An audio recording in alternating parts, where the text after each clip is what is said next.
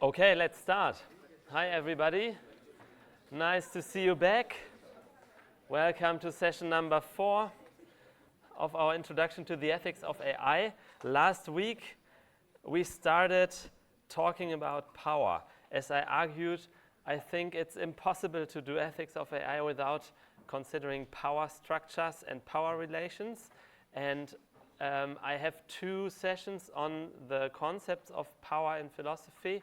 Last week was the first, and next week will be the second, and today we will do something in between. But let's start with the recap of last session. I started kind of walking through some historically noteworthy conceptions of power in Western philosophy, starting in the early modern times with Thomas Hobbes, one of the early theoreticians of, if you will, the Commonwealth. And for Hobbes, as I tried to tell you, the issue of power is the question of political power, the question of the legitimacy of sovereign power. And he starts from this idea that without something like a political constitution or social contract that delegates power to a sovereign ruler, we would all be in what he calls a state of nature, a state in which everybody fights everybody. And this state of nature is already marked by some forms of power of the individual. And this power he conceives as relative in the sense of the question is, do you have more power than me? So that is what decides the outcome of confrontations, for instance. And he also says that basically in this state of nature, everybody strives to have as much power as possible to secure their own future, and so on. And according to Hobbes, it's rational to overcome the state of nature as a society, as a community, by delegating some of the power, or maybe all, to the power of a sovereign ruler. And then he arrives at this astonishing conclusion that using social contract methodology, we ought to submit to the authority of an absolute, undivided, and unlimited sovereign power.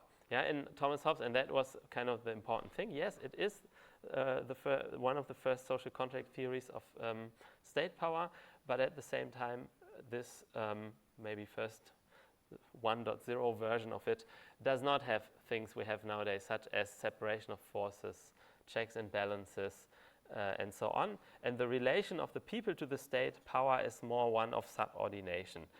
That's also important. It's one of obedience, subordination out of fear of the state of nature, and so on. And he has this allegory of the Leviathan, this big figure that unites secular and spiritual power. I don't know whether you say that, the power of the church and the power of the state, and that whose body is made up of all the citizens obeying, and as a machine, all the citizens together form that Leviathan. Yeah, that is at the same this idea that the sovereign ruler is nothing more than this kind of the sum or the aggregate power of all the individual citizens endorsing the ruler. John Locke, who was kind of slightly later, refined that slightly his problems were slightly different because he was more concerned with the preservation of property in liberalism, or in what then later would be called liberalism. He says that political power is the right of making laws with penalties of death and so on for the regulating and preserving of property, and of employing the force of the community in the execution of such laws and in the defense of the Commonwealth from foreign injury, and all this only for the public good. And here in Locke you find famously the idea of the separation of forces and of checks and balances. Yeah, the power of the sovereign ruler is limited to the purpose for which this ruler is endorsed by the social contract or by the delegation of power of each of the citizens to the sovereign ruler, and that purpose is preservation of property, or circles around these property rights for him, and that is, if the sovereign ruler oversteps this endorsement or this purpose, then that would be without warranty or legitimacy, and that should be kind of prevented somehow. And one measure of preventing that is separating the forces, like the legislative forces, the executive force, and so on, the military force, so that the abuse gets more unlikely if you separate these different forces, because then you would have kind of a coup would then have to be an orchestrated thing operating on all these registers. And also I found interesting that in John Locke, this whole topic of consent is a big one. And as I explained to you last time, there's also the question of implicit consent and how do people, children or travelers or foreigners or people who don't speak the language, how do they actually give consent? Do they give consent, and so on? That is also in Locke. And then I briefly turned also to Max Weber to bring a modern, not an early modern, but a modern theorist of power. We are now in the 20th century, and Weber really, like in the meantime, the whole theory got more individualistic, if you will. Here it's really about individual power, and he has this very famous, very, very often quoted definition of power, that power is the probability that one actor within a social relationship will be in a position to carry out his own will despite resistance. So power is your ability to get what you want, although the other persons don't want to. He distinguishes power from authority, where power is this raw, brute ability to get your will, while authority is the version of it when the people from which you ask certain things accept this power as legitimate and rightful, or accept your demands or wishes or whatever as legitimate. And of course, it is a big question that remains unanswered here in Max Weber, but that has been a big topic for decades after. Maybe is kind of shaping your will or what you perceive as legitimate also a function of power? Should we think the effects of power even more broadly, so that power might even constitute how people think, feel, act, in that it shapes the epistemic framework, for instance, of what is legitimate and what isn't? That has then become a question only in the following decades. And as I already started elaborating on that point, we will also have a session on that next week in the second part on power. But it makes more sense talking about bias and discrimination today, because that is a nice preparation for that second part of power. As I also tried to elaborate, Max Weber's definition has been so famous because it is compatible with this historical bias towards methodological individualism at that time, and even nowadays. Methodological individualism, the approach of explaining structural, collective, or aggregate effects or phenomena in general from an atomistic perspective, where you say, okay, what happens at the aggregate needs to be explained by explaining the behavior of the single atoms, which is the individuals here in a sociological context. So it is, in a certain form, reductionist, if you will. And as I also tried to outline, this reductionism or atomism will also be something that where we will find that this is not suitable for the context of ethics of AI, so that we in this lecture will also try to find non-individualistic or not methodologically individualistic approaches to power, to ethics, and so on. And I think that will become more clear during the whole lecture, like in the course of the semester. And as I kind of tried to bring that to an intermediate conclusion, I noted the observation that all these theories of power that I've previously mentioned have this one thing in common, that they assume the existence of a more or less powerful individual as a starting point, but they do not explain how power shapes individual consciousness. That is, they take constituted individuals with certain capacities, facilities, opinions, ways of making sense of the world, ways of framing political issues. They assume all that as a kind of a prerequisite to then theorize power, while it could also be turned upside down, that relationship, by asking, okay, maybe political constellations, powerful constellations actually shape individuals and not only the other way around. That led us to this kind of picture here, where I tried to sketch that the old, these older theories would have a direct relation between these two poles.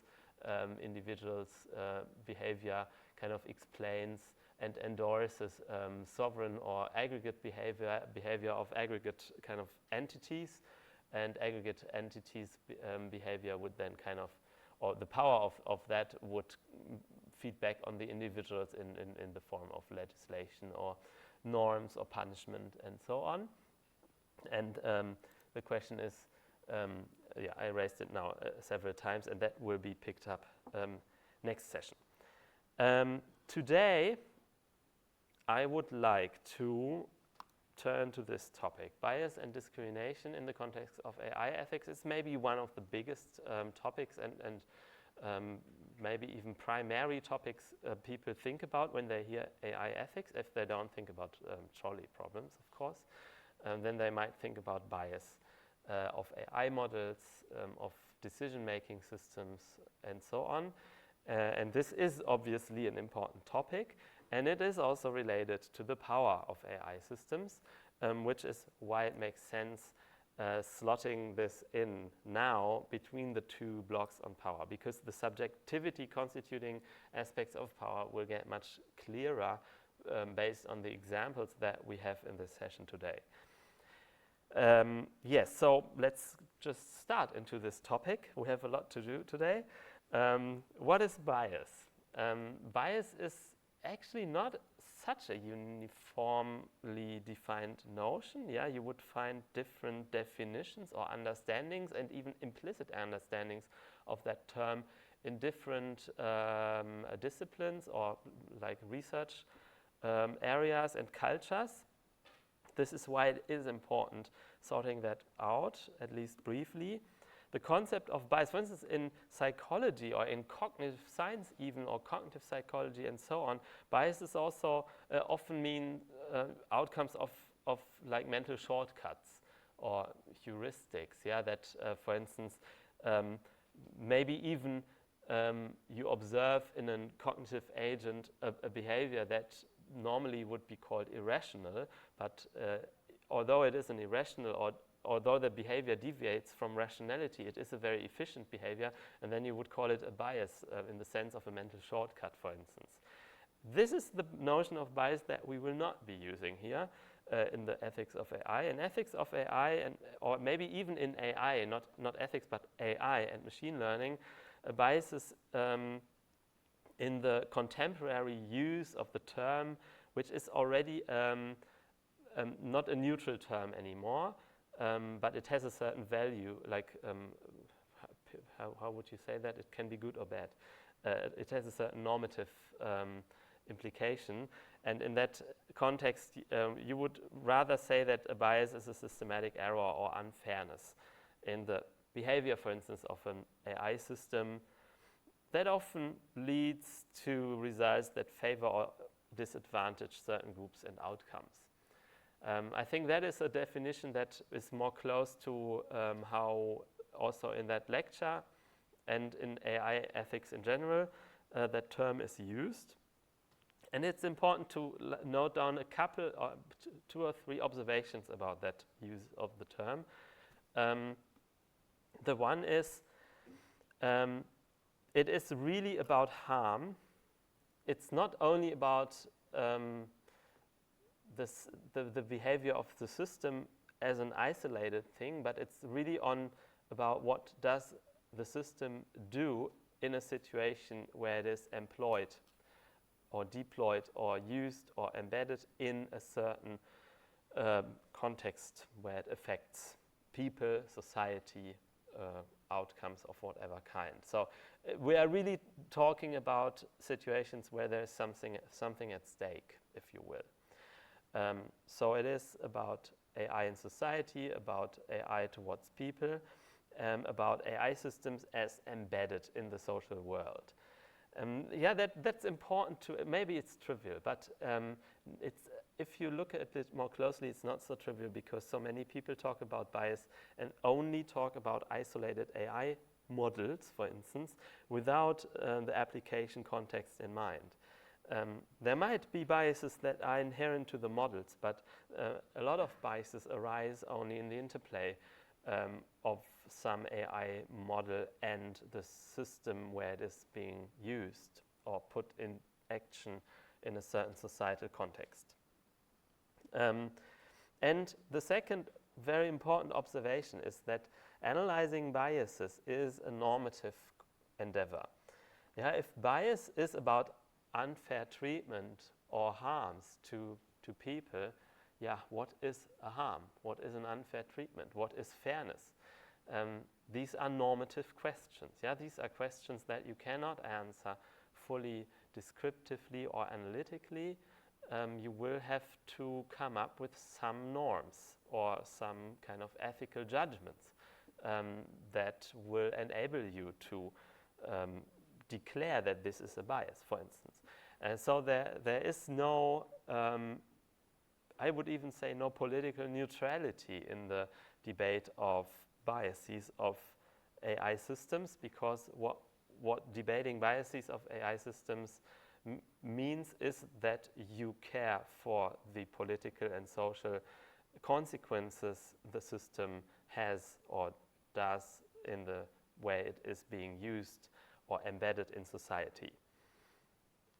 The notion of bias in the context of computing systems, to be slightly more general than an AI system, goes, or it's often, like this paper here is one of the major sources that are often being quoted when you want to trace a good definition or a handy definition of that term.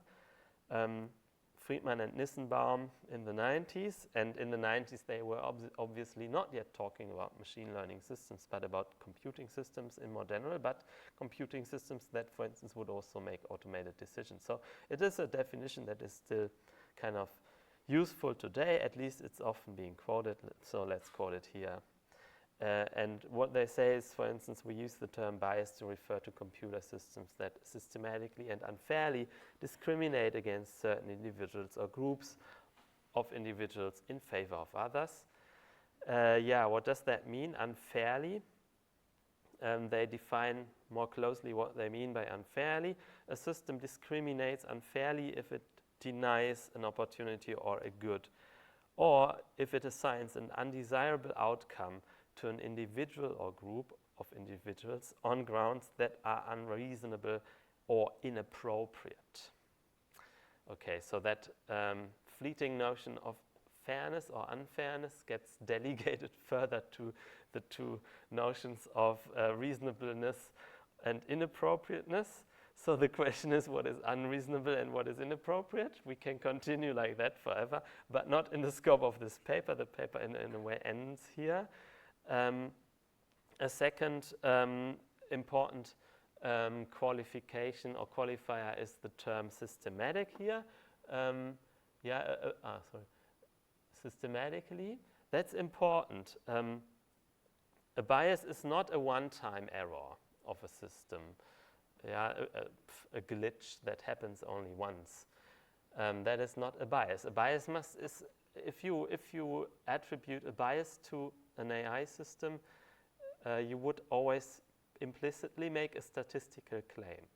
A claim that's systematically, and that means for instance, if you repeat the same scenario a large number of times, or a similar, not the same identical scenario, but a similar scenario. For instance, you want to decide who deserves the lowest interest rate for credit, and you cannot assert a bias of such a system by testing it only on one person or by observing it only once. Yeah, for instance, my credit application got denied. The system must be biased. No, that's not a proof, sorry, because it's n equals 1. But if you observe that this happens to many people and they share certain similarities, then it would be a systematic differential treatment, and then you would need to say, okay, what is the systematicity behind it? Yeah, what is the system behind it? If it, for instance, only randomly denies credit, that is not systematic either.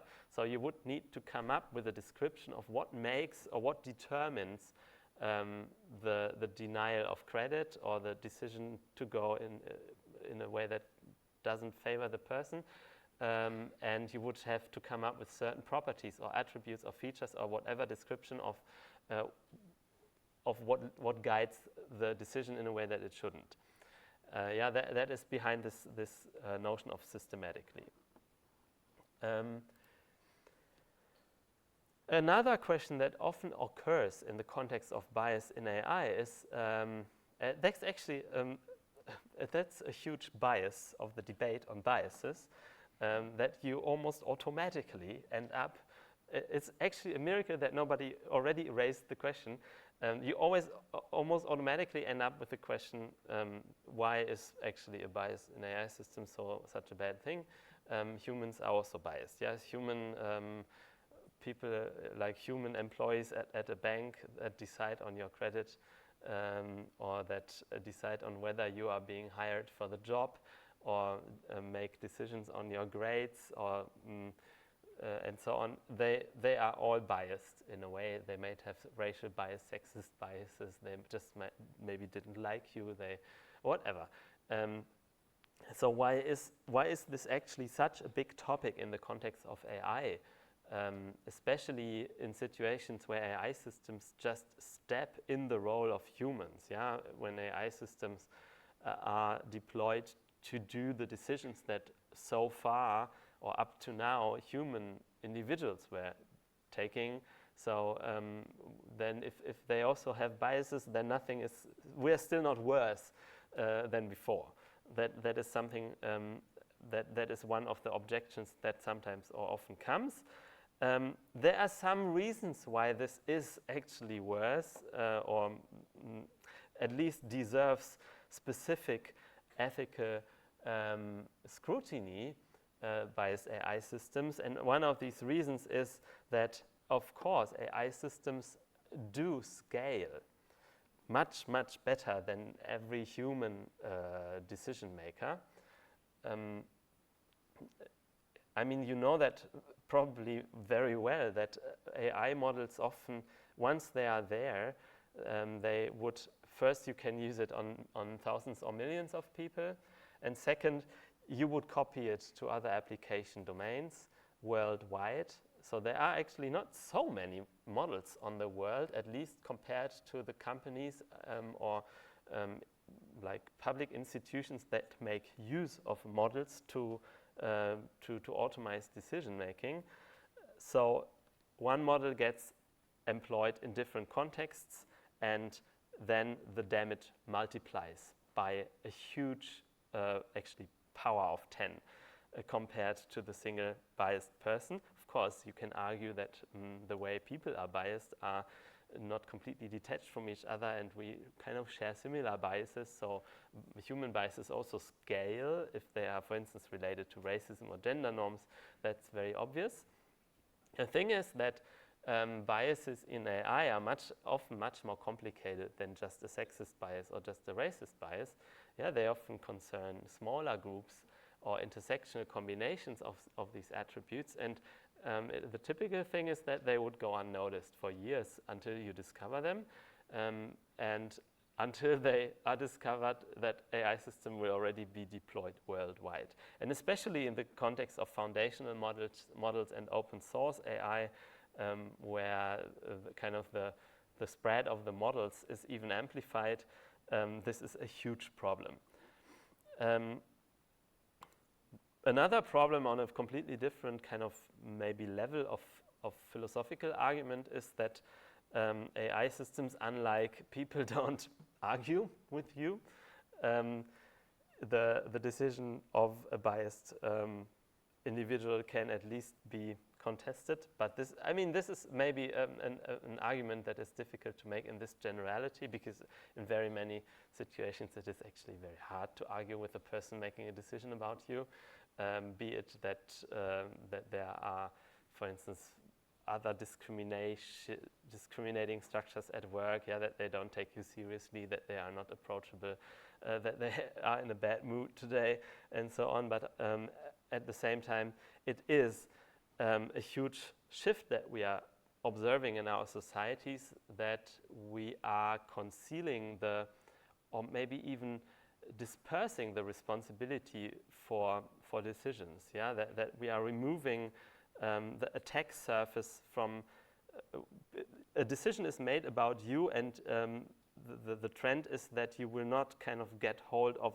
the instance, be it a person or a computer system, that is responsible for that decision, so that it is in a way a tedious task trying to complain or trying to argue or trying to convince somebody.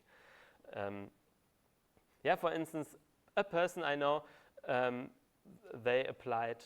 a person with a migration history, they applied for a bank account, just a normal Girokonto at one big German bank, and they would just receive a letter, "We do not give you a bank account." That is the only answer. And the question is, you don't even know where to attack it, like who to call, who to ask why. There is also no explanation. It's just a statistical decision, apparently.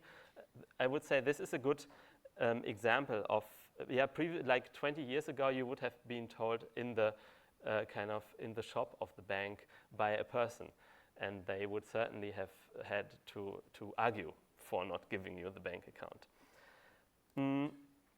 And then this is maybe the major, or one of the major arguments that is very important also to remember, the issue of automation bias. I don't know if it's a bias by itself, a psychological bias.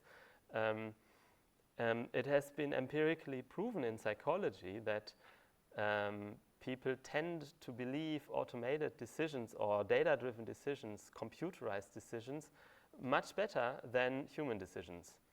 If you face the choice between a computer system that makes a certain decision, for instance, in medicine, or in any economic context where you, for instance, judge applicants, it has been proven that people tend to believe or to trust automated decisions or automated scorings better than they would trust, for instance, the opinion of their colleagues or of themselves.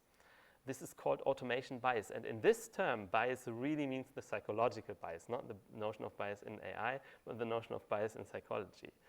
A computer system kind of calculated this scoring. Then I must have been kind of then I must have been deceived by whatever, or get distracted, or and there is this big tendency, which is really a societal factor, that there is this automation bias. We highly believe in the objectivity of data. That is another way of phrasing it. Although, as has been pointed out for decades now in research, there is no such thing as objective data or as raw data and so on. Let's turn to some examples of bias in the context of AI systems. Let's be very easy in the beginning. For instance, here, famous example, probably you all know it. This is a screenshot from 2015, so it's almost 10 years ago. But a screenshot when you used Google image search on the keywords professor style, and what you see is only like search results with only white men in suits or in jackets. So this is, the system has a certain bias, if you will. Yeah, it does not show women, it doesn't show people of color. It even shows you the dress code of 2015, the Harvard dress code of 2015, or what it is. Here, this is in 2019 when you searched for scientist on Google image search. It is at least male leaning, and it is also very much kind of biased towards the life sciences or laboratory sciences, right? Hardly social sciences. Yeah, these are just very elementary examples. Of course, if you do it now, some of you have a computer in front of themselves, try it out. It is now different because AI companies, or Google in this case, they would react. If, these are photos, I didn't even take the screenshots myself, I took them from Twitter. Because those screenshots get tweeted, and then they also get recognized by the companies, and then they would hard code filters, like they would put up a filter layer somewhere behind actually the result production, and kind of try to diversify the search results. So it is actually a very nice contest. How much can you make the search query more complicated so that you bypass the hard-coded diversity filters so that you can reproduce a biased search result? Yeah? So if you search for professor style, probably it's now diversified, but if you make the search more complicated, then you will find a new instance where the hard-coded filter does not kick in, and then you have a biased search result again. Do we know if search engines also target something as simple as pictures to the user? So because I know Google mines my data. Google knows what I've Googled. If we search different things, will we get different results? Yeah, sure. That is also documented. If you are signed in, or if Google recognizes you by browser fingerprinting or what it is, probably if you are signed in with an account, then the search results are adapted to you. Yes, that has also been proven. I mean, this is something that I mean, maybe you can also theorize it as a bias, but I would, for the purpose here, I would try to kind of even that out, or I think that this, or I don't know, I didn't take the screenshot myself, but I think that this is not an individualized search. No, there's the sign in button up there. Yeah, exactly. Yeah, I mean, but if the person still has the cookie, if they sign out but still have the cookie, so that I would say it's not a guarantee. But I think that I mean, you could easily reproduce these images even nowadays, as I just said. With more complicated search queries, you can still now reproduce such biases by searching for something. So you will find such a bias. Do you have an example off the top of your head what more complicated search queries we would need to do to get past the diversity filters? I don't have an example from the top of my head, no, sorry. But every year I do this contest, and now let's do it as well. Sorry, I pick you in a second. Let's do it as well. Maybe take your time until next week and come up with the most effective search query that produces a biased image. And every year it's something different. But you will have to insert more qualifiers in the search query. Or look for instance, at one point it was influencer. Yeah, then influencers were kind of shiny white girls, and it was not very diverse. And now then it became diverse. And so every year it's something different.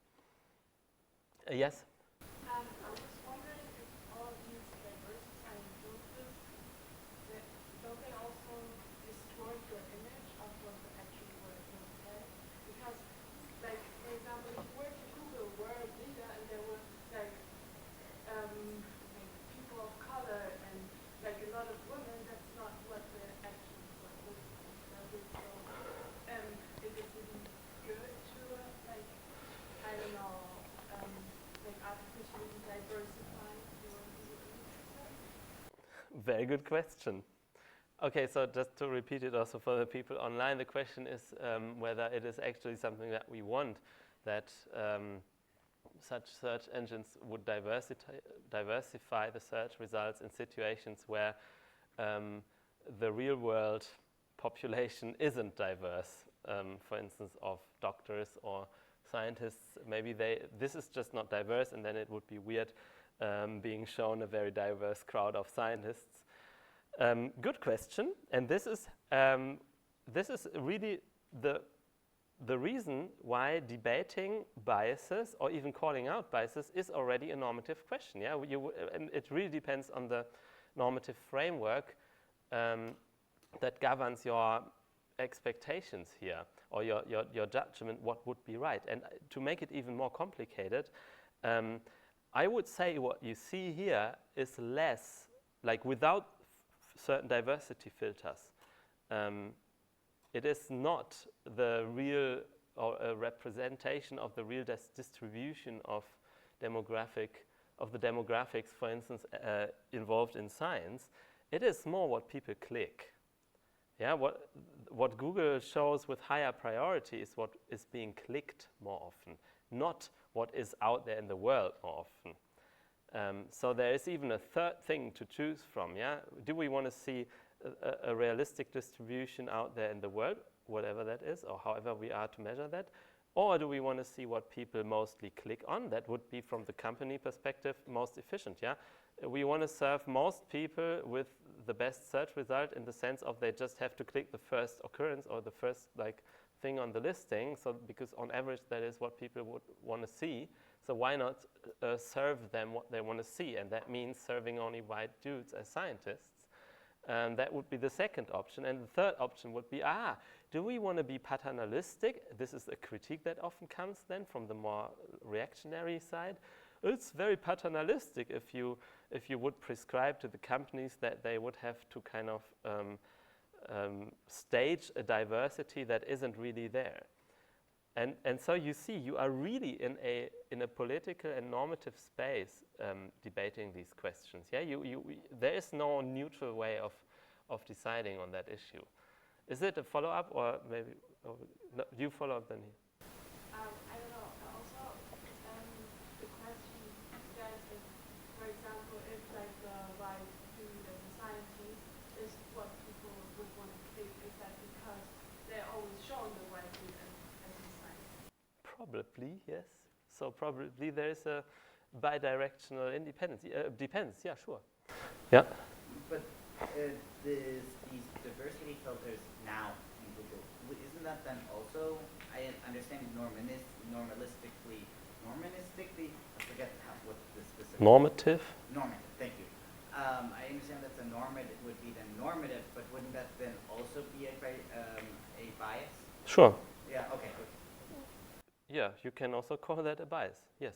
Yeah, okay, I like the discussion, although it always takes time for my lecture, but I like the discussion because we now already have on the table that there is hardly an unbiased state of that AI system, yeah, and that is one of the most important messages actually from the lecture today, that because many people, especially in more technical disciplines, believe that you can technologically fix biases, yeah, that you can come up with the right norms, fairness metrics, and so on, and then you can develop an unbiased system. That is not the case, because what is a bias and what isn't really depends on your political and normative judgments, and is not something purely descriptive or technical. Let's continue.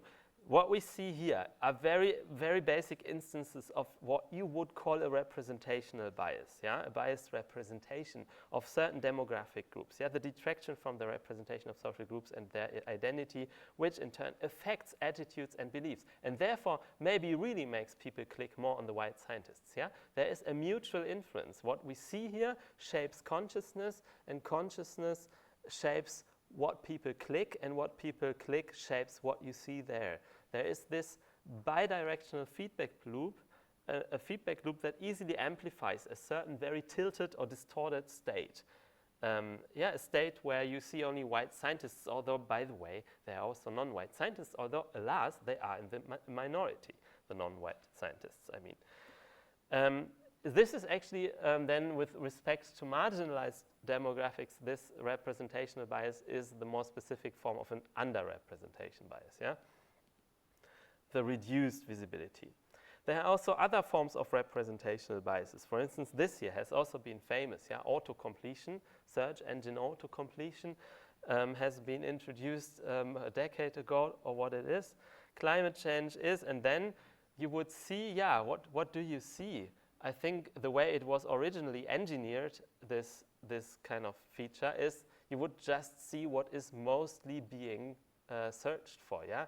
You would just see a prioritized list of search queries that start in these 3 words, and then the top pick would be the search query that is most often being searched.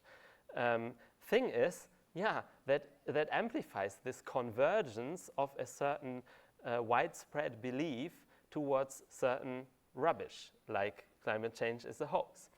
And this then has been called out as a bias. Yeah, and other people, or the engineers would defend themselves, say, why, how can this be a bias? It is just counting the numbers. And then you say, yeah, but it is a bias, because that's a very distorted way of seeing the world, and you push everybody to that option first without them even thinking. And so, yeah, this is something that has been debated in the context of bias, and with good reasons. Yeah, the same goes for this here. Is homosexuality, and then you can complete, a sin? Certainly a very distorted way of looking at the social world that gets kind of suggestively delivered to the audience here at large scale. Here, if you want to read, it even makes the cover of this very important book. It was also in my reading recommendations for the lecture, yeah? Algorithms of Oppression, How Search Engines Reinforce Racism. And racism here is only one of the biases that get reinforced through such mechanisms of search engines interfering in how certain demographics are being represented or misrepresented. So misrepresentation biases are key to the perpetuation and continuation of racism online. It's also sexism and racism. Here is another example. Also like a tweet from almost 10 years ago, but that person, it was viral on Twitter. Then when you search for unprofessional hairstyle for work in Google image search, you would end up with a heavy racial bias against black women. And then this person here searched for professional hairstyle for work, to do the inverse and to confirm the bias, and then the result was the images here on the right side. So that is a similar example of how how misrepresentation can be perpetuated in biased search results. So stereotyping is another subcategory of representational biases, yeah, that this kind of perpetuates societal stereotypes. In this feedback loop between what is more often clicked is more often displayed on top, and what is more often displayed on top creates or shapes the collective imaginations or expectations and stereotypes, and then you are kind of driving a mutually amplifying vortex, if you will. Yeah, the last image here is also the best kind of link to the next chapter, which is the intersectional perspective on bias. And now it gets, again, more or less basic and also more important and more theoretically advanced. There has been a hugely influential and important study by Joy Buolamwini. Joy Buolamwini, a researcher from the MIT, putting out together with Timnit Gebru, actually the AI ethicist who was famously fired from Google, put out this study, Gender Shades, Intersectional Accuracy Disparities in Commercial Gender Classification. What is commercial gender classification? What they mean is AI systems that can classify from a face image the gender of the person, and by gender they mean only two, which is male or female in this case. So there are all major kind of internet platform companies such as IBM, Google, and Chinese company Face++, Amazon. They have these services that can, from a face image, detect the gender, the binary gender. And they apparently have accuracy issues. And these accuracy issues were pointed out by Joy Buolamwini. Here are some screenshots taken from her work. It turns out the accuracy of the gender detection depends on the demographic group in the intersection of the actual gender in a binary grid and skin color. And for white male faces, the accuracy was 100%. For lighter means white female faces, it was more than 90%. Dark-skinned male faces were also high in accuracy, but black women were not so accurate. The gender classification of the Amazon recognition system was not so accurate. Same tests, they did the same tests for similar systems by Microsoft Face++ and IBM with actually very similar results. In each of these systems, the intersectional group of dark skin color and female gender would lead to really remarkably low accuracy in terms of the gender classification compared to the other four combinations. They also did this here, sorting people by skin color in 5 stages, six stages from very light to very dark, and observing the accuracy of the classifiers. And as you see here, the darker the skin gets, here this is the error rates, the error rate here is low and the error rate here is high. I even have the quote here, I see it. So as we tested women with darker and darker skin, the chances of being correctly gendered came close to a coin toss. If the error rate is 50%, it is a coin toss. And the thing is, all these systems, these 4 systems are out on the market. Why do they get out on the market? Why do engineers publish, or companies publish such crappy products that apparently don't work or don't even live up to their own promise of utility for a whole demographic? And then, of course, you can say maybe that was on purpose. I don't know. I don't think that's an interesting or realistic description. It's more realistic that it was just unnoticed. And then the question is, why was that unnoticed? And to make sense of that, it's important to look at this concept of intersectionality. It's actually a concept that over the last years has really become more well-known, and it got traction, but it is already from the 80s, from feminist or black feminist research and activism. And it is often attributed, although she was not the first to use it, to the legal scholar Kimberly Crenshaw, law professor at the UCLA, who wrote, I think in the end of the 80s, in 1989, she wrote that paper called Demarginalizing the Intersection of Race and Sex, a Black Feminist Critique of Anti-Discrimination Doctrine, Feminist Theory, and Anti-Racist Politics. As I said, she's a legal scholar, so she talks about legal stuff, and in that case here, a court case. And the court case that kind of became the starting point for her investigation or for her use of the term intersectionality that was already around in activism, but through that paper became an academic term. The case on which she used it was the famous court case of De Graffenreid versus General Motors, the car company and a former employee. Yeah, de Graffenreid was a former employee of General Motors who got fired, and General Motors is the car company in the 70s. And in the 70s, GM had these mass layoffs. I don't know why actually, and almost all black women workers were fired. Among them, de Graffenreid, and so de Graffenreid tried to sue General Motors based on anti-discrimination law, that this was a discrimination. Yeah, the US had anti-discrimination legislation when in Germany we could only dream of that, and they did back in the 80s.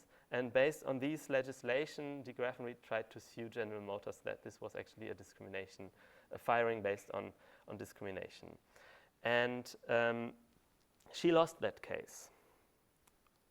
And it's interesting why.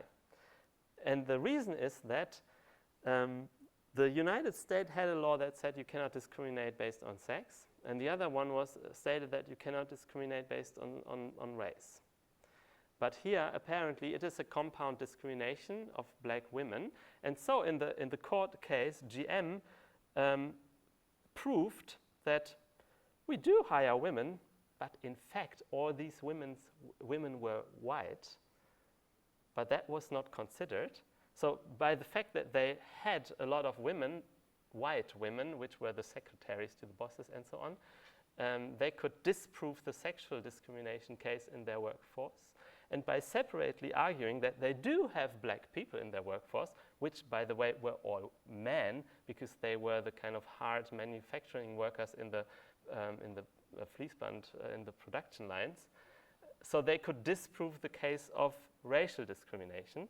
And because the judges considered these both of these dimensions of discrimination as separate issues, they would first accept, the sexual discrimination point is disproved because they are female workers, and the racial discrimination point is disproved because there are black workers. And then they dismissed the case, and they were not willing to consider that you would need the linear combination of race and sex to go in that combinational direction to see that there is a discrimination. Yeah? It's a discrimination of black women that is not kind of visible if you only consider sexual discrimination and racial discrimination separately or independently from each other. And this is what the concept of intersectionality wants to tell us, that compound discriminations are usually more than they do not, if I'm a physicist, they do not obey a principle of superposition, yeah, where you would say you can consider each of the dimensions independently and then you have then you put it together. No, that's not how it works in discrimination. Usually the discrimination for people suffering from more than one discriminated attribute is more than the sum of the discriminations of along each of the single attributes. And to be able to see that epistemically, you would need a framework that considers intersectionality. So the intersectional bias is then multiple axes of discrimination can be entangled, causing a bias that is more than the sum of the partial biases.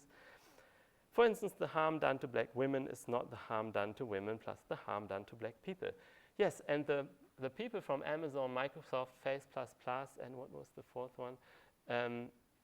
With the gender classifier, they tested their systems on women versus men, and they tested their systems on black people versus white people, but they probably did not test their systems separately on, for instance, black women, white women, and so on. This is why they just did not find the intersectional bias in their usual test routines.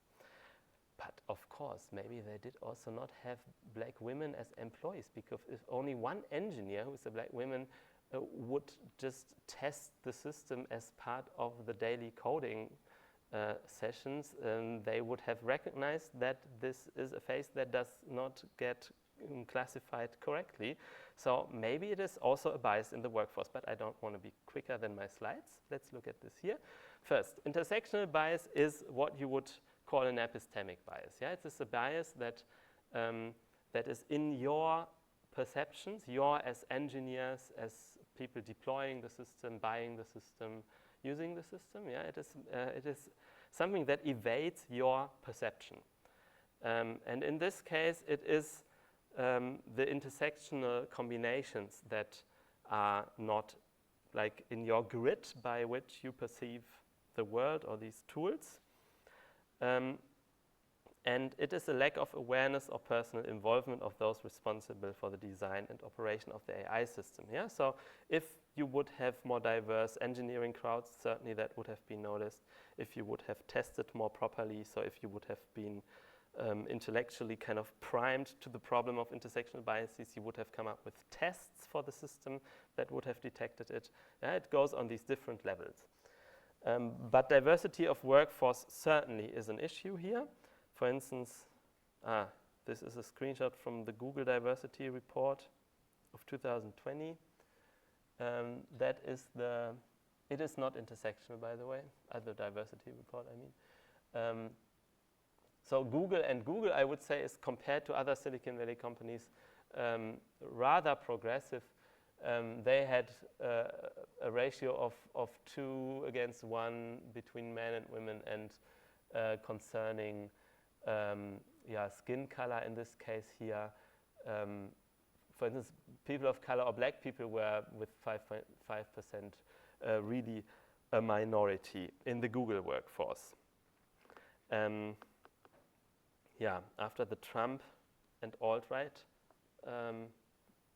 took their offices in the beginning of this year, maybe you have seen it in the news that all these diversity, equity, and inclusion commitments of Silicon Valley companies, as much as of universities in the United States, vanished from the websites of these institutions. Yeah, the commitment, like it has in Silicon Valley over the last 10 years, it has been a thing that all major companies would explicitly commit to improving diversity of their workforce through diversity, equity, inclusion programs, or at least statements, and be it only hot air, at least they were there on the websites.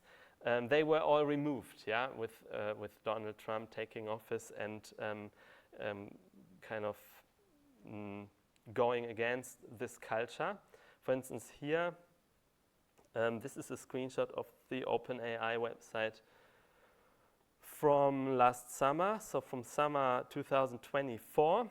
Yeah, it's this URL here, the openai.com commitment today. And they would say, yeah, commitment to diversity, equity, inclusion, what we believe. They would kind of sell it to you as a credo, Glaubensbekenntnis, belief statement. We believe the development of general purpose artificial intelligence that benefits all of humanity must be carried out with a knowledge of and respect for the different perspectives and experiences that represent the full spectrum of humanity. That is a nice summary, although I do not say here, I mean, this is PR, yeah? PR by OpenAI. I don't say that OpenAI has been such an inclusive company before Donald Trump, but at least the PR has got or has taken their lecture from interventions such as by Joy Bulambini and others, and at least they proposed or used that as PR rhetorics, going against these biases in their own workforce. Now, if you take the same screenshot now, it looks like this. The idea of diversity was replaced by the idea of building dynamic teams. We believe the development of general purpose artificial intelligence that benefits all of humanity must be carried out with a knowledge of and respect for the full spectrum of the human experience.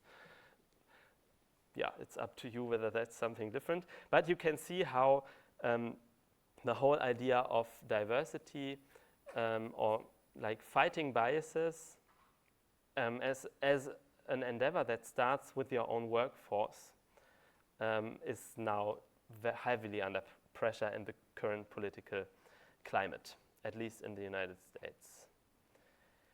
And this is maybe the second dimension of the epistemic biases I want to point out here. You can call it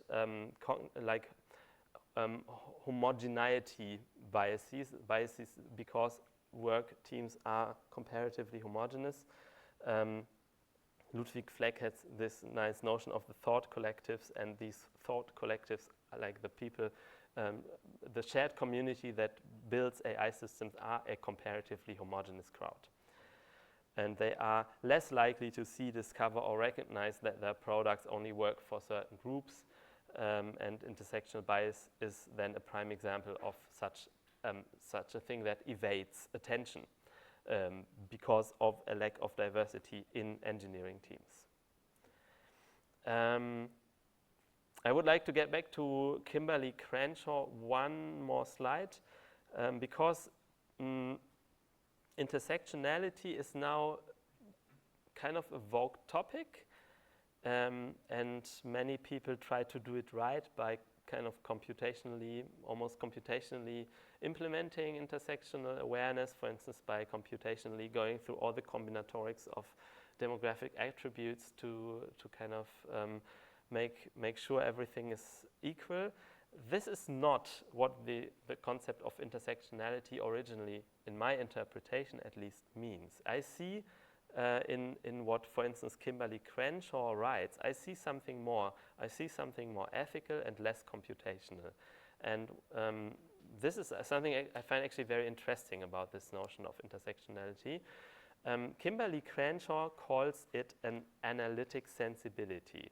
This is a quote from her. Intersectionality is an analytic sensibility, a way of thinking about identity and its relationship to power. Intersectional erasures are not exclusive to Black women, people of color within LGBTQ movements, women with immigration movements, trans women within feminist movements. All face vulnerabilities that reflect the intersections of racism, sexism, class oppression, transphobia, ableism, and more. Yeah, the thing here is analytic sensibility is more than an analytic grid, right? A sensibility means, in this case, an attitude or an ethos, a stance, eine Haltung auf Deutsch, that would always kind of struggle or strive to question or be open to exclusions that a certain community or one's own behavior might produce. Yeah, so it is an ongoing issue. Intersectionality is not something that you can put a check mark and then you've done it, but it's actually something more an attitude that would be an ongoing practice. And this is why she has this, at least in my interpretation, why she has this long list here, because intersectionality has also been an issue in communities that would already claim for themselves that they are fighting for certain minority rights. For instance, in what now you would call white feminism, so early feminist movements, they were at some point accused by Black women that they would not account for the more specific stance of Black women, and therefore it's only a white feminism. And so they did an intersectional exclusion towards Black women. The same goes for LGBTQ cultures, or for instance for gay culture. How misogynist can gay culture be? Yeah, so you would observe that also in movements that fight for certain minority rights, there can be exclusions towards people with more minority dimensions or towards other minority groups. And intersectionality, therefore, is not only like being aware of a certain combinatorical number of combinations of attributes, but it's more the attitude of always being inclusive and open and kind of sharing your struggle with others that also struggle. So this is more a way of life than something that you can implement in combinatorics. That's why I wanted to mention this here. I even tried to boil it down to some questions or to some takeaway points. In my interpretation, intersectionality is something that would lead to this issue of virtues. Yeah, you remember the three normative theories in ethics, and it's hard to, for instance, bake intersectionality into law. categorical imperative and so on, because that remains abstract towards the real people that really suffer. It's more a virtue, like an attitude by which you always would be attentive, for instance, to exclusions or suffering. It is a sensibility to power relations, because the exclusions that are relevant, sometimes they don't even have a name. Yeah, when we go by combinatorics, we say, okay, skin color is an attribute, gender is an attribute, ableism, ableness is an attribute, but maybe there are discriminations that do not yet have a name, and that cannot easily be reflected in the symbolic order that we use, but still we might be able to detect it by looking at power hierarchies. And this is especially the case in AI, which would be able to, because AI systems have high-dimensional feature spaces with thousands of dimensions, so they can come up with combinatorics that would lead to discrimination that does not have a clear name in our language. And this is why we would more have to look at power relations than at symbol combinations. Beyond the analytic, intersectionality involves lived sensibility for ever new axis of discrimination. This is what I just said. And intersectional research means collaborating intersectionally, which means talk to people, be exposed to people, and do not shield away. Try asking, when you work, for instance, with AI systems or build AI systems or do research with AI systems, who benefits from the technology and who doesn't. Yeah, this is often a good way of, because normally it's clear that there is some benefit, but and we would not even disagree, and then we have the ethics is solved. But the ethics often is not solved anymore when you rather try asking, okay, but for whom is it a benefit? And then you discover, maybe it's not for everybody, and maybe somebody even have a disbenefit, and then it gets complex.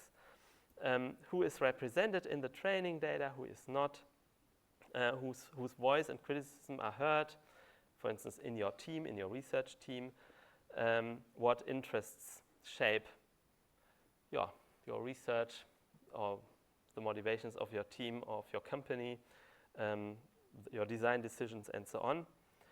And on this point, who is represented in the training data, let's look at how Joy Bulamwini detected actually these intersectional biases in the gender classifier AI recognition, face recognition systems.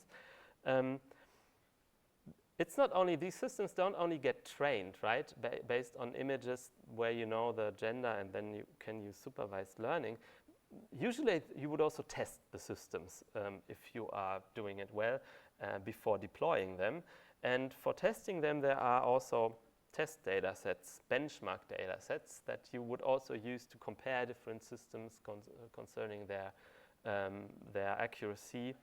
This is why you call them benchmark data sets. And there are different data sets out there. And one of the main a kind of hegemonic, like dominant data sets that was used to test such systems is the IGBA benchmark data set. And then there is an alternative one, Pilot Parliaments benchmark. And let's look at this standard test back then when Joy Bulamwini did their study. And when you look at the representation of these 2x2 combinatorics of lighter skin color or darker skin color, male or female, then you have these 4 combinations. Then you see that the group of female persons with dark skin is very small in this test data set, right? It's only, what is it? I cannot even read it, 4.something%. 4.4% of 500 people, that's 22 images in the test data set of black women. And given this, it is not so surprising anymore that this evaded the test. But the thing is that this is, it's just outrageous that you would compile such a thing as a test data set, right? And then Joy Bulamwini and her Algorithmic Justice League, a group that she formed, they would compile this benchmark this PPB pilot parliament benchmark data set as an alternative, and they have n equals a bigger number, 1,270, and they tried to be equal in terms of these, at least these 2x2 combinatorics. Using these equal or nearly equal or more equal shares in their benchmark data set, and using this data set, they could then discover the inaccuracy of these classifiers on black women. Yeah? So they needed to compile a new benchmark data set first before even being able to verify this accuracy bias. And this benchmark data set is out there. Yeah, you can use it. They charge because it was effort to put it together, so they charge something for it. But you can use it, and you should maybe use it when you. So bias training and bias testing data is also a huge issue, of course, in the biases of AI systems. But it's important. That's not only the training data, but also the testing data. If training data and testing data have the same biases, and then you will never detect them. And if the testing data set has a bias, then you will also not detect it. Look at these two videos. There are so many more details to this whole topic of gender classifiers. I find it a little bit sad that it's so confined to gender and even a very binary gender logic. But what you will see in these two videos by Joy Bulamwini, she's also a great video artist actually, is that this has a much more existential dimension to it, because like a facial recognition AI system that is to classify your gender first needs to detect that there is a face, and then it can kind of classify the gender. And what she tells you in these videos is that oftentimes the first step of detecting that there actually is a face fails for her as a person of color. And this then gets quickly very existential. For instance, when you cannot even enter the Google building because it uses face detection as an entry barrier. Or here, even in Osnabrück, we don't have to look so far away. The NOZ, Neue Osnabrücker Zeitung, had this article that this boy cannot get a photograph in the photo machine in the Bürgeramt. Yeah, they apparently, I never went to the Bürgeramt here in Osnabrück, but apparently they have a photoautomaton where you sit and then it photographs you because it detects that there is a face and that the face of that boy didn't get detected. So no photograph was taken. That is a point where this gets hugely discriminatory and existential as a bias. Next chapter, performative impact of biases. It is something that was already alluded at in the discussion that we had here, that these, for instance, representational biases or also gender misclassification of your face doesn't get recognized biases, they feed back on you. They feed back on society. They would shape expectations. They make exclusions manifest. And the thing is, this is not only descriptive. The impact of these systems is not only a misdescription then, if it's a wrong description. It's not only a misdescription, but it's actually an interference in reality. And this is, to get hold of that fact, it's useful to use the philosophical concept of performativity in this context here. Performativity originally comes from language philosophy, and it means the power of speech acts to produce what they name. The performativity of an utterance, of a spoken utterance, is the force of that utterance to actually produce what it names. So there are, this is the proposition, speech acts where by saying something you do not only describe, but you actually act in the world. By speaking, you act. Then in analytic speech act theory, there are very boring examples. For instance, a judge pronouncing a verdict, and by the judge pronouncing the verdict gets the verdict. Or somebody making a promise is also a speech act that is not only descriptive, but that is an act. Or pronouncing a marriage. Yeah, hereby I declare you married, or whatever that is in English. These are typical, like in the analytic realm, typical examples of performative speech acts. The thing is, performative speech acts can also happen, or you can also use that terminology here. The power of language or knowledge to act and effect change in the world. Yeah, we had that already. Yeah, I think a good shortcut is thinking of the performativity of AI systems as self-fulfilling prophecy effects. And you will see that here. And I have another example for you. This is actually an infamous example. Everybody knows it in AI ethics, therefore I cannot spare it for you. It's the COMPASS system. COMPASS is an acronym, and it says Correctional Offender Management Profiling for Alternative Sanctions. Okay, it is a tool used in the US by the courts and police in several states to predict criminal recidivism. Yeah, for criminal defendants, the likelihood that they will reoffend in the future. That is being used both in sentencing decisions. They make sentencing decisions dependent on a prediction of whether the person will reoffend in the future, and also for decisions on, for instance, whether somebody can be released on parole. How to say that in English? Like so Hafterleichterung or auf Bewährung entlassen werden. Yeah, when you release somebody who he is already in detention, but he gets released to see their family or to get the rest of the sentence erlassen. How to say that? And so they use these predictive systems. And here is also the acronym.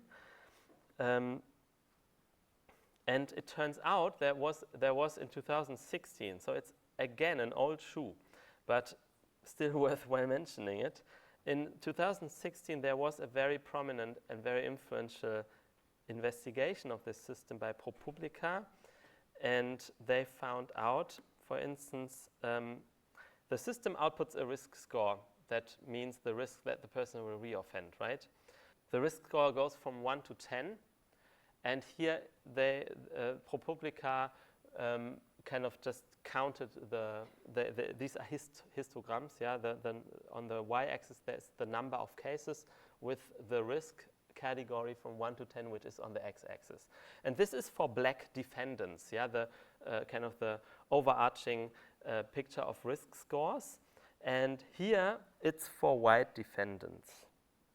So what you see is that for white defendants, a high share gets the lowest risk score, and then it goes down like this here.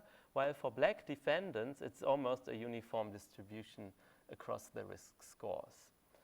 The system seems to be biased, or at least, or maybe in reality, white people less often reoffend, which is obviously bullshit, but this is what these numbers suggest, these risk predictions suggest. So apparently the system has a bias, and then they compared it to the real reoffense rates. So they compared who was labeled high risk but didn't reoffend, or who was labeled low risk but did reoffend. Yeah, these are the two possibilities of predictive errors. Yeah, the one is the false negatives, and the other is the false positives. And these are kind of then. So this table here concerns only the error rates of the predictive system, and it turns out that the the errors here are high when you, in the case of people being labeled high risk but actually not reoffending, and they are high for people being labeled low risk but actually did reoffend. And this is obviously a constellation of, or a distribution of error that disproportionately targets black defendants, or that is disproportionately borne to bear by black defendants. Yeah? I was also thinking that even if it were true that white people are less likely to reoffend, is that because of their whiteness, or is that because of the society they live in, and because they can have like different living experiences than like the average person of color? Yeah, sure. Certainly, so the question was, even if it was true that white people less often reoffend than black people, is this due to their whiteness, or is it due to the societal circumstances that shape these peoples? In my professional view, it is of course the way power structures shape people. And this is why we will next week talk about power structures and how they form people and behavior and beliefs about people. This is why I kind of had this session in between the two sessions on power, to give you some examples to think about when we do a theory session again next week. Yes, but apart from this question, yeah, what I want to highlight here is that this system is heavily biased on the level of the error rates. That is the important thing, yeah? The distribution of the risk of being wrongly treated can also be uneven. Maybe it's not even so the bias can be on the level of the decisions itself, but the bias can also be on the level of who is actually bearing the risks of mistreatment, yeah, of mispredictions. And here, the risk of misprediction is disproportionately being borne by the black people, because it's much more likely for them to stay in prison although they wouldn't reoffend, and for white people it is much more likely to be released although they do reoffend, which is a risk to society. Yeah? So for the white people, the risk of a wrong decision is taken by the society, and for the black people, the risk of a wrong decision is disproportionately taken by the black people themselves. And this is this deep injustice in these systems, which have a bias of second order, yeah? A bias in the distribution of error rates. And it is so important to know that a bias can also be at the second order, yeah? At the distribution of errors, of error rates. And this was actually also the case in the Joy Buolamwini example. Yeah? The bias was on the error rate, yeah, an unequal distribution of being misclassified, and not on the primary level of male versus female. So biases can pertain to the error rate. The burden of misclassification is unequally distributed in society, entanglement of poor AI and real injustice. And this is the point here. These systems create reality, because how would you eradicate such a bias in such a system? Imagine the system is live and you release the people with a low risk score. How can a person who gets a high risk score and therefore is not being released, how can he ever prove that they do not reoffend? If they stay in prison, how can you even collect data on whether they reoffend? So it is much harder controlling for this false positive bias than it is for controlling for the false negative bias. Yeah, because when you wrongly release people and they reoffend, they will get in touch with the criminal justice system again. So you will collect data on these people. So you have a much easier time controlling for these risks than you have for controlling for these risks.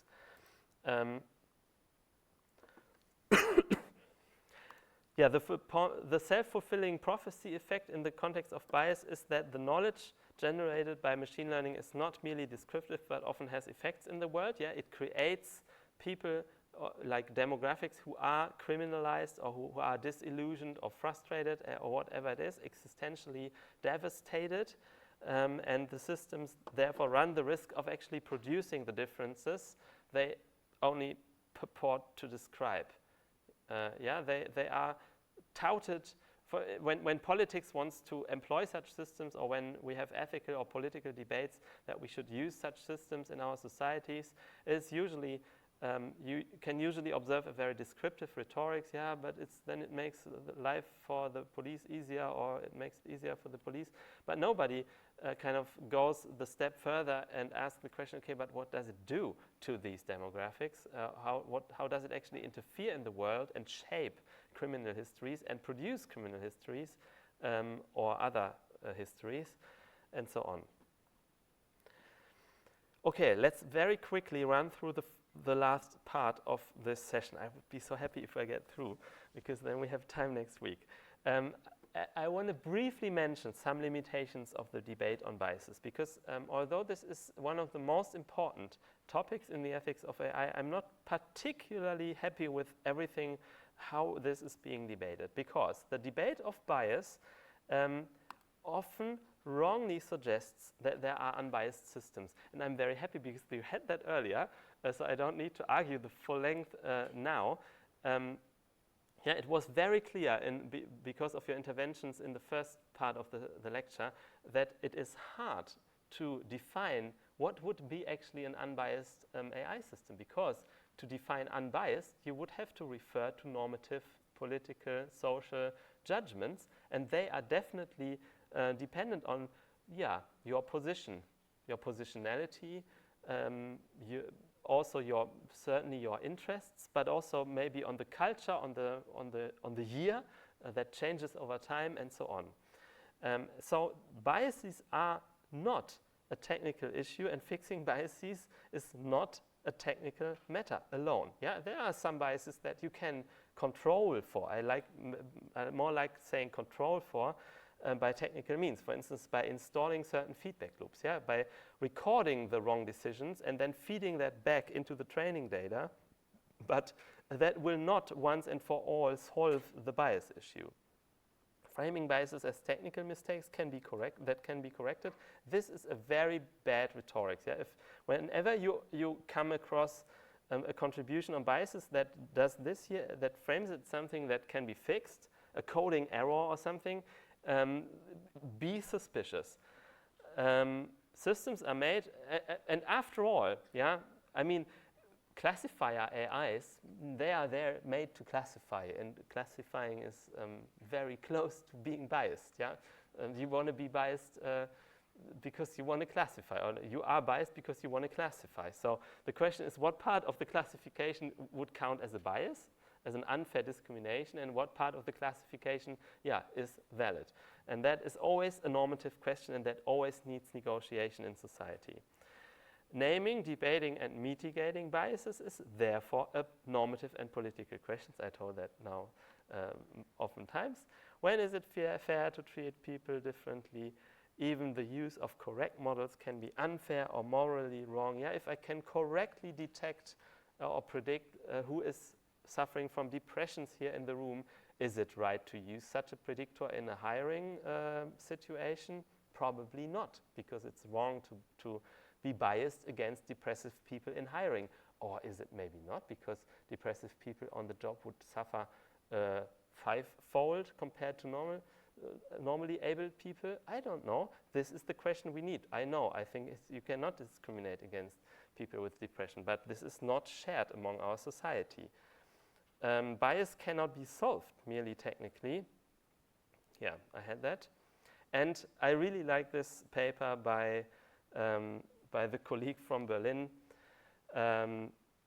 who says studying up machine learning data, why talk about bias when we actually mean power? And this is, again, the point where I want to convey to you that doing ethics of AI without considering power relations is hard. And this is also what they opt for here, that we should really use instruments that pertain to the power dimension to debate biases, because that would orient you concerning where it is most important to look at and where actually are the interests. Yeah, the bias is not bad as because it makes differences, but it is worse when it is entangled with power interests that make use of these biases. And this is what you often find out there. Okay, I think I said that in one or other way. So thank you very much for listening, and we see each other next time talking about structural power.